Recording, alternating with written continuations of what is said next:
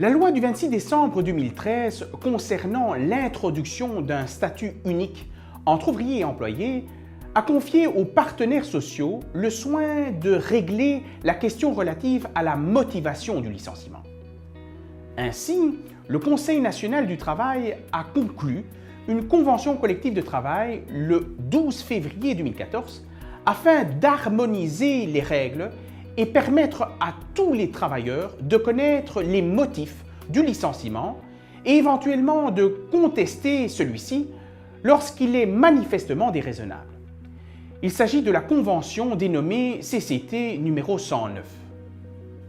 Il est lieu de préciser que cette convention collective de travail est entrée en vigueur le 1er avril 2014 et s'applique pour les congés donnés ou notifiés à partir de cette date.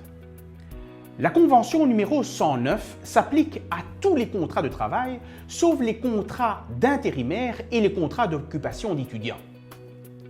Il est utile de préciser également que cette convention ne s'applique que lorsque la rupture du contrat de travail est un licenciement, de sorte que pour les autres modes de rupture de contrat de travail, comme la démission, le motif grave, le commun accord, la convention collective de travail ne s'applique pas. La convention collective de travail numéro 109 a mis en place une nouvelle notion.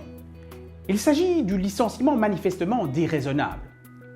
Le licenciement manifestement déraisonnable est défini par la convention collective comme étant le licenciement d'un travailleur engagé pour une durée indéterminée qui se base sur des motifs qui n'ont aucun lien avec l'aptitude ou la conduite du travailleur ou qui ne sont pas fondés sur les nécessités du fonctionnement de l'entreprise, de l'établissement ou du service, qui n'auraient jamais été décidés par un employeur normal et raisonnable.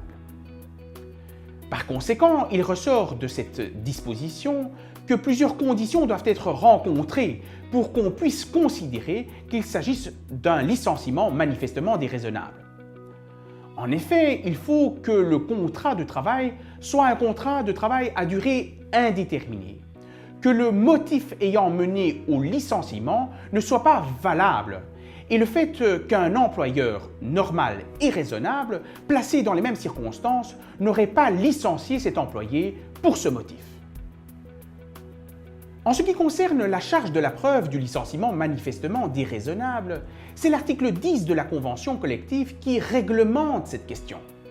Cet article prévoit 3 hypothèses distinctes déterminant dans chaque situation qui doit prouver le caractère manifestement déraisonnable du licenciement. Lorsque l'employeur a communiqué les motifs concrets du licenciement en respectant les formalités, c'est la partie qui allègue les faits qui en assume la charge.